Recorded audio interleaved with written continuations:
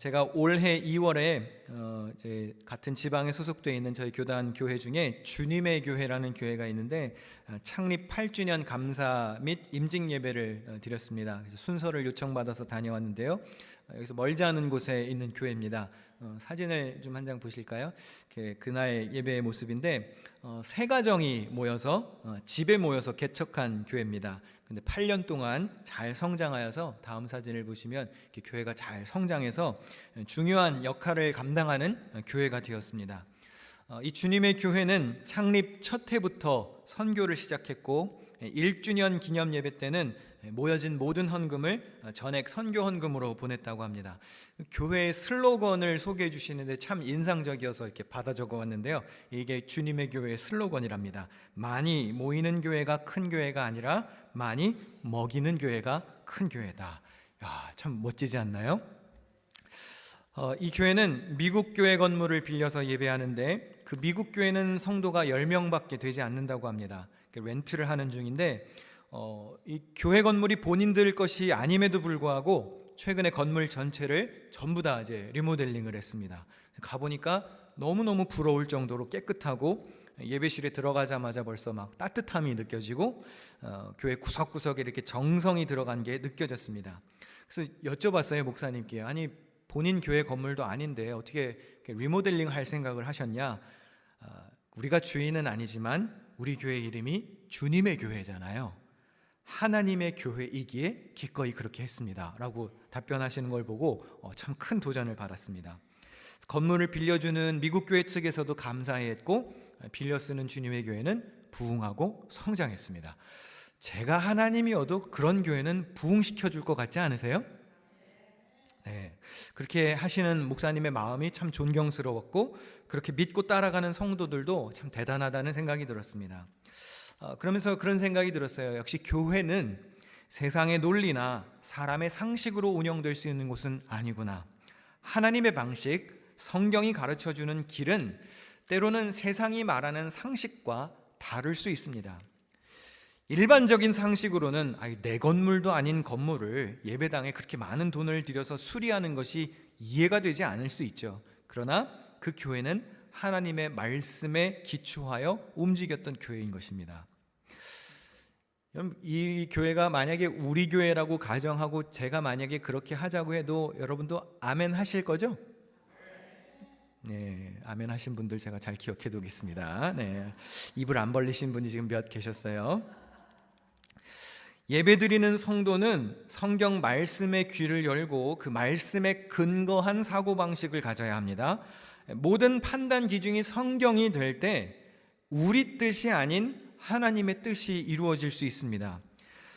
내 소유의 건물이 아닐지라도 예배드리는 곳을 소중히 여겨서 아름답고 선한 일을 한 것처럼 과연 우리 교회는 얼마나 우리의 예배 처소와 우리의 교회를 소중히 여기고 귀히 여기고 있는지 한번 생각해 보기를 원합니다.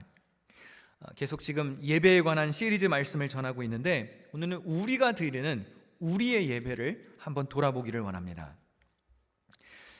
저는 20대 후반에 시골에서 단독 목회를 했습니다. 성도들이 얼마 되지 않는 아주 작은 시골 교회였습니다. 이 동네 전체가 다 농사 짓는 마을이다 보니까 이 농번기가 되면 마을이 분주해집니다. 그래서 새벽 4시 정도만 되면 이렇게 농기계 돌아가는 소리에 시끄러워서 잠을 더 자고 싶어도 잘 수가 없는 지경이 됩니다. 하루는 성도 몇 분이 저에게 찾아오셨습니다. 돌아오는 주일은 예배를 좀 일찍 드려달라고 부탁을 하시는 거예요. 농사일도 좀 분주하고 마침 휴일도 꼈으니 예배를 일찍 드리고 볼일을 보면 좋겠다는 것이었습니다. 자, 한번 질문해 볼게요. 여러분의 편의를 위해서 예배 시간을 자유롭게 막 바꾸고 그러면 될까요? 안 될까요? 안 돼요? 그 몇 주 전에 우리 애플 피킹 가려고 예배 시간을 1시간 반이나 앞당긴 건 그건 무슨 수로 설명할 거예요? 사과를 먹기 위해서 예배 시간을 바꿨는데 그건 괜찮은 거예요? 농사는 생계가 걸린 일인데 안 되는 겁니까? 또 돼요? 그럼 다음 주에는 막 8시, 그 다음 주는 9시 이렇게 예배 시간을 막 바꿀까요? 제가 신학교를 막 졸업하고 20대의 젊은 나이에 처음으로 담임 목회를 하는 저에게는 이게 참 당황스러운 질문이었어요. 예배 시간을 이렇게 막 바꿔도 되는 거야? 게다가 지금 컨텍스트를 이해해야 되는 게, 제가 신학생과 교육전도사 시절을 저희 아버님이 목회하시는 기둥교회에서 보냈기 때문에 거기는 이제 뭐 체계가 잘 잡힌 교회다 보니까 아주 낯선 부탁이죠. 참고로 저희 아버님은 개인사나 어떤 교회 행사로 예배 시간을 바꾼다? 있을 수도 없는 일이에요. 근데 그런 기둥교회에서 제가 신학생과 교육전도사로 훈련을 받았는데, 제가 수년 동안 주일을 이렇게 보냈었어요. 제가 이제 기억을 떠올려가면서 제가 교육전도사 시절에 주일을 어떻게 보냈는지 한번 메모를 해봤습니다. 새벽 5시에 기상을 하고요, 6시까지 교회 출근을 합니다. 7시 1부 예배를 드리고 8시에 아침 식사를 합니다. 9시에 2부 예배를 드리고요, 그때는 이제 찬양팀을 했습니다. 10시부터는 교육부서 사역을 준비합니다. 11시에는 3부 예배를 드리고요, 역시나 찬양팀을 했고 12시에는 점심 식사를 합니다. 12시 반부터는 청년부 예배를 준비하고요, 1시 반부터는 음향 테스트와 리허설을 합니다. 2시에는 임원이랑 봉사자들이 강단에 모여서 기도회를 하고 2시 30분이면 청년부 예배를 드립니다. 3시 30분에는 청년부 소그룹이 있고요, 4시 30분에는 청년부 임원 모임이 있습니다. 5시부터는 저녁 식사를 했고 6시부터는 저녁 예배 찬양팀을 연습합니다. 7시 30분에는 저녁 예배가 있고요, 8시 30분에 예배가 끝나면 뒷정리를 하고 청소를 하고 하면 보통 한 9시쯤 집에 돌아갔습니다. 근데 이건 공식적인 일정이 이런 것이고, 이제 이 외에도 비공식적인 일정들이 여럿 있습니다. 신학교에 입학한 2002년부터 기둥교회를 떠난 2010년까지 저는 주일이면 새벽 5시부터 밤 9시까지 늘 같은 루틴이 반복되었습니다. 그때 이게 습관이 돼가지고 지금도 주일인 새벽 5시에 일어나서 6시까지 교회에 와요. 오늘도 6시까지 왔습니다. 아직까지 주일에 저보다 일찍 오는 분은 제가 아직 뵌 적이 없어요. 근데 주일을 이렇게 보내온 저에게 예배 시간을 바꿔주세요라는 말이 용납이 될까요? 안 될까요? 안 되는 거예요. 그래서 그때 진지하게 고민을 했습니다. 바꿔드려야 되나? 또 예배를 드리러 그렇게라도 예배를 드리겠다는 또 그 어르신들의 마음도 극률하기도 한데, 근데 이제 고민을 하게 된 거죠. 예배의 우선순위가 뭘까? 예배의 주도권이 누구에게 있는 것일까? 혹시 나는 내 입장을 기준 삼아서 나의 편의와 나의 사고방식에 맞게 너무 주관적으로 예배를 이해하고 있는 것은 아닌가? 그러면서 이번 예배 시리즈 설교에서 가장 많이 언급된 구절로 다시 돌아오게 되었습니다. 요한복음 4장 23절 다 같이 읽어보실까요? 화면을 보시고 같이 시작. 아버지께 참되게 예배하는 자들은 영과 진리로 예배할 때가 오나니 곧 이때라. 아버지께서는 자기에게 이렇게 예배하는 자들을 찾으시느니라. 아멘. 네. 우리는 영과 진리로 예배해야 합니다. 성령님의 임재 안에, 그리고 진리이신 예수 그리스도의 말씀 안에서 예배해야 한다는 것입니다. 그렇다면 예배를 드리는 우리 입장을 생각하기 전에 예배를 받으시고 예배하는 자를 찾으신다고 하신 하나님의 기준에서 예배를 이해해야 합니다. 그분이 어떤 분이신지를 알고 예배하는 마음이 있는 것이 중요하죠. 내 기준이 아니라 받으시는 하나님 기준이 되어야 합니다. 예배를 받으시는 분은 하나님입니다. 그렇다면 받으시는 주님이 기뻐하시는 예배가 되어야 되겠죠. 우리의 생각이나 우리의 편의가 아닌 좀 불편해도 되는 거예요. 우리는 받으시는 분이 편해야 되잖아요. 우리는 불편함을 감수할 수 있어야 하는 것이죠. 우리가 예배와 관련돼서 사용하는 용어 중에 근래에 와서 다양한 노력과 홍보를 통해서 개정되고 바뀐 용어들이 많이 있습니다. 이제 수십 가지를 이제 보면 기사에 언급되어 있는데, 옛 어른들이 잘 사용하시던 표현들 중에 요즘에는 교회가 피하려고 하는 용어들이 많아요. 근데 이 한국 교회에서는 많이 이제 보편화되고 정착이 되었는데, 그 이민교회 현장은 이게 그렇게 많이 보편화되지는 않은 것 같습니다. 이러한 용어를 개정하는 이유도 인간의 편의가 아니라 하나님 편에서 어떻게 하면 예배를 조금 더 낮게 표현을 할까라는 노력의 시도라고 보아야 돼요. 자, 대표적인 것들을 제가 한번 소개해 볼게요. 예배 때 사회를 본다 하는 말은 예배 인도자라는 용어로 바꿨고, 성가대는 찬양대로, 그다음에 대예배하고 뭐 소예배, 큰 예배 작은 예배가 있는 건 아니니까 그냥 주일 예배라고 부르기로 이제 교회에서 결의를 하고요. 또 헌금은 봉헌으로, 이 축제라는 용어는 제사 용어입니다. 그래서 축제라는 용어 대신 잔치라는 용어를 쓰기로 하고, 준비 찬송이라는 말은 이제 요즘에 거의 쓰지 않습니다. 왜냐하면 준비 찬송은 마치 예배 준비를 위해서 찬송으로 시간을 때운다는 듯한 인상을 주기 때문에 이제 더 이상 준비 찬송이라는 용어는 쓰지 않아요. 또 예배 시간에 기도를 인도하는 이가 이런 말을 하는 경우가 종종 있습니다. 지금은 첫 시간이오니 예배를 마칠 때까지 함께해 주옵소서. 근데 기도하는 이가 기도를 하는 그 시간이 예배의 첫 시간이 아닐 때가 많아요. 이미 찬양을 불렀고 또 임내가 있었고 사도신경으로 신앙 고백을 했기 때문에 첫 시간이 아닙니다. 또 어르신들이 예배를 봐주세요, 예배를 보다, 이런 표현을 많이 쓰셨는데 예배는 보는 게 아니죠. 예배를 드리다, 혹은 성경에 나온 표현 그대로 예배하다라는 표현이 올바른 표현입니다. 우리가 자칫 잘못하면 예배를 마치 이 쇼나 어떤 행사처럼 관람하게 될 수 있습니다. 스포츠 경기나 영화나 콘서트처럼 어떤 관중이나 어떤 청중평가단의 자세로 예배에 임하는 것은 그렇게 바람직하지 않겠죠. 간혹 예배 순서마다 이렇게 앉아서 점수를 매기시는 분들이 계세요. 오늘 찬양은 선곡이 좋았어, 90점. 오늘 기도자는 멘트가 여기 좀 아쉬웠네, 85점.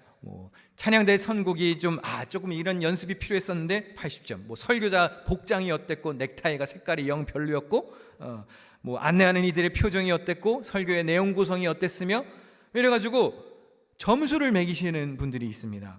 마치 소셜미디어에서 댓글 쓰듯이 청중평가단의 자세로 예배에 앉아있는 것은 바람직한 자세가 아니죠. 그것은 컨슈머의 마인드예요. 소비자 정신이에요. 찬양이 어땠고 설교가 어땠는지 평가하기 전에 중요한 것은 내가 그 예배에 얼만큼 동참했는지입니다. 찬양을 평가하기 전에 나는 전심으로 찬양에 임했는가, 찬양하기 위해서 백성들을 지으셨다 그랬는데 나는 얼마나 그 찬송에 동참했는가. 저 설교자의 설교가 내용이 어떻고 평가하기 전에 그 전에 주의 음성을 듣기를 기대하는 마음으로 내가 나아왔는지, 사모하는 마음으로 내가 주의 음성 듣기를 바라는 마음으로 내 귀를 열었는지, 그것이 중요한 것이죠. 이 앞에 나와서 예배를 인도하는 목회자들이나 순서를 맡은 분들은 예능인이 아닙니다. 여러분, 제가 여러분의 점수를 얻으려고 이 앞에서 설교하는 게 아니죠. 하나님의 뜻을 전하고 여러분이 주님의 뜻대로 살기를 바라는 마음으로 저는 설교하는 겁니다. 그래서 에스겔 선지자의 말씀처럼 저는 여러분이 듣든지 안 듣든지 말씀을 전합니다. 제가 무슨 수로 여기 앉아 계신 모든 사람들을 다 만족시켜 줄 수 있겠어요? 예배는 그런 문화가 아니고 어떤 우리의 흥을 돋구기 위한 종교적 놀이도 아닙니다. 그래서 우리가 회중이 예배의 기준이 아닙니다. 오늘 우리가 교회에 온 이유는 나 자신이 하나님을 예배하기 위해서 온 것입니다. 하나님이 찾으시는 예배자가 되기 위해서 우리는 영과 진리로 예배하는 거예요. 로마서 12장 1절 말씀을 다 같이 읽겠습니다. 시작. 형제 자매 여러분, 그러므로 나는 하나님의 자비하심을 힘입어 여러분에게 권합니다. 여러분의 몸을 하나님께서 기뻐하실 거룩한 산 제물로 드리십시오. 이것이 여러분이 드릴 합당한 예배입니다. 네. 여러분이 드릴 합당한 예배는 나 자신을 거룩한 희생 제물로 드리는 거예요. 구약 시대에는 희생 제물을 주님께 바쳤습니다. 예배하기 위해서 제단에 흠이 없는 짐승을 끌고 와서 생명의 대가를 지불해야 하나님과 소통할 수 있었습니다. 사도 바울은 이제 로마 교회 성도들을 향해서 성도들 스스로가 나 자신의 몸을 하나님이 기뻐하실 산 제물로 드리라고 권합니다. 그럼 예배 시간에 나와서 자결하라는 말이냐? 그런 말이 아니고 우리가 제물이 되는 심정으로 겸허하게 주님 앞에 엎드려서 나의 구별된 삶과 또 희생과 헌신이 담긴 나의 삶의 예배로 하나님을 기쁘시게 해야 한다는 의미입니다. 앞에서 목회자나 순서를 맡은 이들이 예배를 인도한다고 해도 우리 한 사람 한 사람은 모두가 다 하나님이 찾으시는 예배자입니다. 그러니 우리는 지금 산 제물로 주님 앞에 드려지고 있는 중인 거예요. 지금 죽고 있는 겁니다. 성령의 불로 우리는 지금 태워서 죽고 있는 중이에요. 강단에 올라가든지 회중석에 앉았든지 여러분들이 주중에 일상의 삶에서 예배를 드리든지 우리는 능동적인 자세로 예배에 임해야 하는 겁니다. 자, 한번 여쭤볼게요. 여러분 오늘 교회에 와서 예배를 드리고 계시는데 여러분은 청중평가단 혹은 관중입니까? 아니면 영과 진리로 예배하는 예배자입니까? 오늘 본문 시편 95편은 찬양시입니다. 세상을 창조하시고 통치하시는 하나님을 찬양하라는 촉구 뒤에 여러 가지 찬양의 이유를 제시하는 전형적인 찬양시의 구조를 가지고 있습니다. 오늘 본문 1절 말씀을 한번 같이 읽을까요? 오라 우리가 여호와께 노래하며 우리의 구원의 반석을 향하여 즐거이 외치자. 저자가 1절에서 무엇으로 시작합니까? 오라라고 시작합니다. 여러분 이건 명령어입니다. 이 부름은 성소를 향해 가는 순례객들의 행렬을 반영합니다. 오라! 그럼 어디로 오라는 것이냐? 2절을 한번 읽겠습니다. 우리가 감사함으로 그 앞에 나아가며 시를 지어 즐거이 그를 노래하자.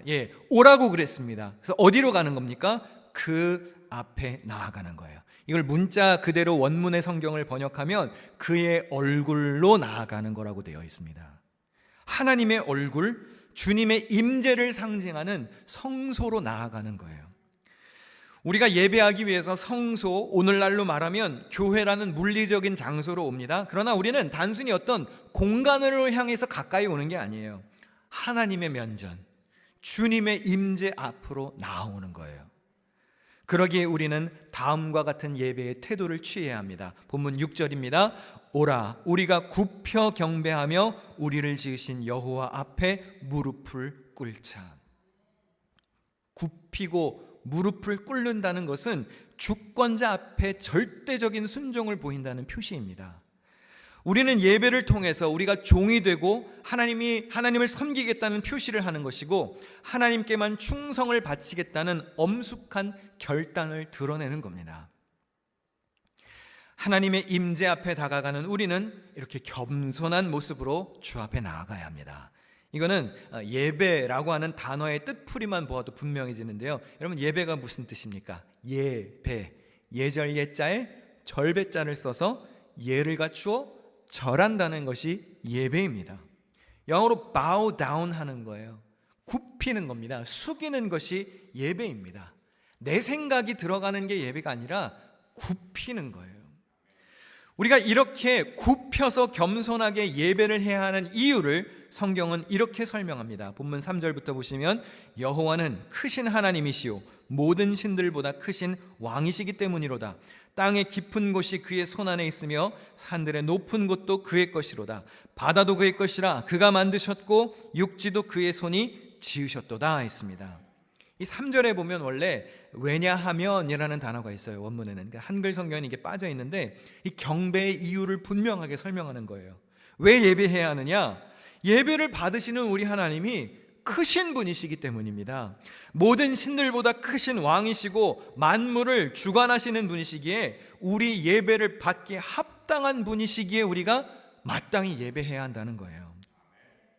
그런 하나님을 예배하는 우리에게는 감사와 기쁨이 넘쳐야 합니다. 우리 본문 2절을 다시 한번 읽겠습니다. 시작. 우리가 감사함으로 그 앞에 나아가며 시를 지어 즐거이 그를 노래하자. 아멘. 자, 한번 저를 따라하겠습니다. 감사함으로 즐거이. 자, 한 번 더 감사함으로 즐거이. 여쭤볼게요. 오늘 아침에 눈을 떴을 때 오늘이 주일이라서 기뻤나요? 교회에 오는 날이라서 감사해 하셨습니까? 아니면 아휴 또 주일이야 이러고 일어나셨습니까? 솔직히 한번 대답해 보시자고요. 내가 오늘 아침에 일어나서 썬데이네? 예배 가는 날이구나. 기쁘고 감사했다. 한번 손 들어보세요. 네네네. 여러분 이럴 때는 아니더라도 손을 드는 게 좋지 않겠어요? 네. 혹시 그렇지 않으셨더라도 예배하는 중에 기쁨과 감사가 생기시기를 축원합니다. 사실 우리는 예배하기 위해서 하나님의 얼굴 앞으로 나아갈 자격이 없습니다. 그래서 죄인인 우리가 그럴 자격이 없기 때문에 히브리서에서 이런 고백을 합니다. 그러므로 형제자매 여러분, 우리는 예수의 피를 힘입어서 담대하게 지성소에 들어가게 되었습니다. 예수께서는 휘장을 뚫고 우리에게 새로운 살 길을 열어주셨습니다. 그런데 그 휘장은 곧 그의 육체입니다. 여러분, 우리는 하나님 앞에 나아갈 자격이 없어요. 예수 그리스도의 보배로운 피, 보혈을 의지하여 주님께 나아갈 수 있게 되었습니다. 이렇게 주님께 나아가는 예배는 교회에 모인 회중들이 함께 드립니다. 지금 나 혼자 화면 앞에 앉아서 예배하는 게 아니잖아요.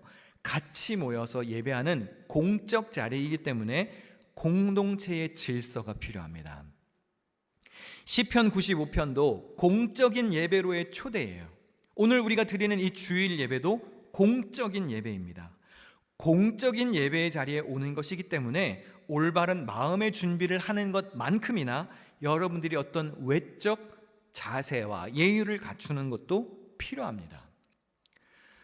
여러분, 오늘 주일에 예배하러 오셨는데 그래도 평상시보다 아침에 일어나서 좀 단정하게 입고 좀 씻고, 할렐루야, 냄새도 좀 안 나게 하기 위해서 나름대로의 어느 노력을 좀 하고 오셨잖아요. 그렇죠? 저도 주일이 되면 이렇게 반복되는 루틴이 있습니다. 아침에 일어나면 샤워를 합니다. 깨끗하게. 어제 밤에 했어도 주일 아침에 또 해요. 면도를 하고 깨끗하게 세탁된 옷을 입습니다. 새 신발이나 새 옷이 있으면 주일부터 입습니다. 그리고 법에 그렇게 나온 건 아닌데 제가 대학원 시절에 출애굽기 28장, 그러니까 제사장의 의복에 관한 규정으로 발제 수업을 한 적이 있어요. 그래서 그거를 공부하다가 제가 너무 인상적이어서 보니까 제사장은 세마포 백색 속옷을 입더라고요. 그래서 저는 주일이면 백색 속옷을 입습니다. 와이셔츠도 이렇게 긴팔 흰색 와이셔츠를 입습니다. 목회자들에게도 이야기를 해요. 우리가 다른 날은 몰라도 주일 예배만큼은 가장 단정하게 입자. 뭐 금요십이나 아니면 뭐 영어 예배나 연합 예배 이럴 때는 우리가 좀 편안하게 하더라도 썬데이, 이 주일 오전 예배만큼은 우리가 뉴스 앵커들이 하는 복장처럼 어느 공식적인 자리에서 위정자들이 연설을 하는 것처럼 최대한 반듯하게 입자라고 이야기를 합니다. 이게 발제를 준비하면서 제가 공부를 해보니까 성소에 제사장들이 출입할 때 속살이 드러나면 죽었어요. 그래서 저는 주일에 최대한 저의 살을 가리려고 긴팔을 입는 거고 양말도 이렇게 끌어서 올려 신고, 물론 오늘날 제사장은 없지만 그냥 그 정신을 살리는 거예요. 정신을 살려서 내가 최대한 주일에 단정하기 위해서 노력하는 마음으로 온 거예요. 혹시나 나의 다리털을 보고 상처받는 사람이 없도록 그렇게 하려고 하는 거예요. 외형적인 것이 전부는 아닙니다. 그런데 겉모습이 어떠한지를 따라 여러분의 마음의 태도가 달라지는 것은 분명해요. 오늘 머리를 안 감고 대충 머리 뻗친 사람은요, 그냥 아무렇게나 누울 거예요. 어차피 뻗쳤으니까. 여러분, 평소에 멀쩡한 남자들이요, 예비군복만 입으면 이상해집니다. 길바닥에 눕고요, 지나가는 아줌마만 봐도 휘파람을 불면서 어이! 왜 그렇죠? 예비군복을 입어서 그래요. 근데 여러분이 만약에 오늘 할렐루야 찬양대처럼 가운을 입고 일주일 동안 산다고 생각해 보십시오. 여러분들 일터에서 일을 하는데 가운을 입었어요. 아무데나 앉을 수 있을까요? 아무렇게나 말할 수 있을까요? 여러분의 표정 하나하나까지도 아마 신경 쓰일 겁니다. 우리가 주일에 예배를 하러 올 때 정성과 노력을 기울여야 하는 이유가 있습니다. 이건 제가 무슨 꼰대라서 하는 얘기가 아니에요. 좋은 예배자의 습관을 기르는 훈련입니다. 여러분, 예배는 신앙생활의 기본적인 거예요. 그래서 훈련이 필요한 것이죠. 이 예배는 공적 모임입니다. 그래서 다른 이들에게 우리가 불편함이나 방해를 주지 않도록 노력해야 해요. 정한 예배 시간이 있으면 늦지 않게 오려고 노력해야 하고요, 나 때문에 다른 예배자들이 집중력이 흐려지지 않도록 주의해야 되는 게 필요합니다. 그래서 씻고 와야 돼요. 내 냄새가 다른 이들의 예배에 방해가 되면 안 돼요. 뭐 그러지 않기를 바라시지만 뭐 교회 다니시는 분들 중에도 술 담배 하시는 분들이 있어요. 그러면 최소한 예배 자리에 나올 때는 그래도 냄새라도 좀 제거를 하고 가글이라도 좀 하고 양치라도 좀 하고 옷이라도 좀 털고 향수라도 뿌리든지 하고 오는 정성을 보이라는 말이에요. 나의 무례함이나 나의 정성 부족으로 인해서 이 공적 예배의 질서가 망가지지 않게 하는 것, 이것도 예배자들이 신경 써야 하는 것이죠. 고린도전서 14장 33절에 보니까 하나님은 무질서의 하나님이 아니라 그랬습니다. 평화의 하나님이라고 했어요. 사랑하는 성도 여러분, 예배의 질서, 공적 교회 공동체의 질서를 지키기 위해서 애쓰는 성도들이 되셔야 합니다. 찬양부터 축도까지 예배의 모든 순서 하나하나에 나의 정성을 기울여야 하고 최선을 다해 한 순서 한 순서에 내가 참여해서 내가 산 제물이 되어서 그 예배에 동참해야 하는 겁니다. 우리 오늘 본문 1절 말씀을 다시 한번 읽겠는데요, 크게 읽는 동안 우리 찬양 준비해 주시면 좋겠습니다. 같이 읽습니다. 시작.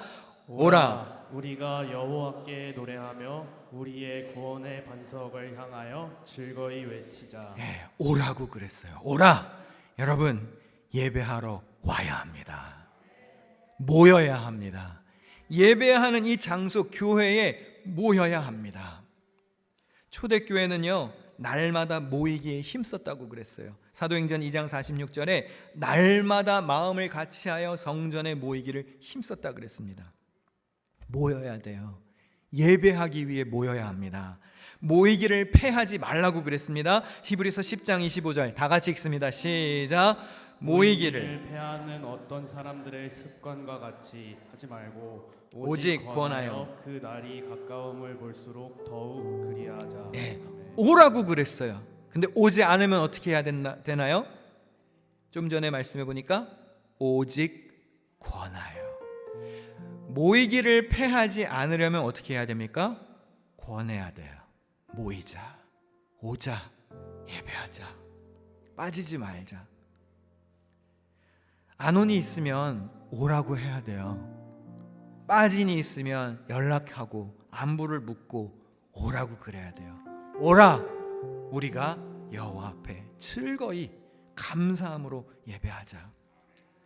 가족들이 붙들고 와야 되고요, 목회자들이 관심 갖고 연락해야 하고요, 속장들이, 교사들이, 같은 선교회 속회 식구들이 왜 우리 지체가 안 왔지? 그럼 관심 갖고 오라고 그래야 돼요. 핑계대고 다른 일로 예배를 미루는 이들이 있을 수 있습니다. 예배가 삶의 우선순위가 아닌 이들이 있어요. 바빠서 못 갑니다. 오케이. 그렇지만 계속 권해야 돼요. 무엇이 더 우선순위인지를, 중요성을 가르치고 권해야 합니다. 주님의 거룩한 임재 앞으로 나아와야 돼요. 나도 나아와야 하지만 나의 가족들이, 나의 이웃들이, 공동체가 함께 와서 예배드려야 합니다. 10계명의 제4계명이 뭐죠? 안식일을 기억하여 거룩히 지키라입니다. 그 구절을 자세히 보십시오. 부연 설명이 가장 긴 율법입니다. 그걸 읽어야 돼요. 안식일을 나만 지키는 게 아니에요.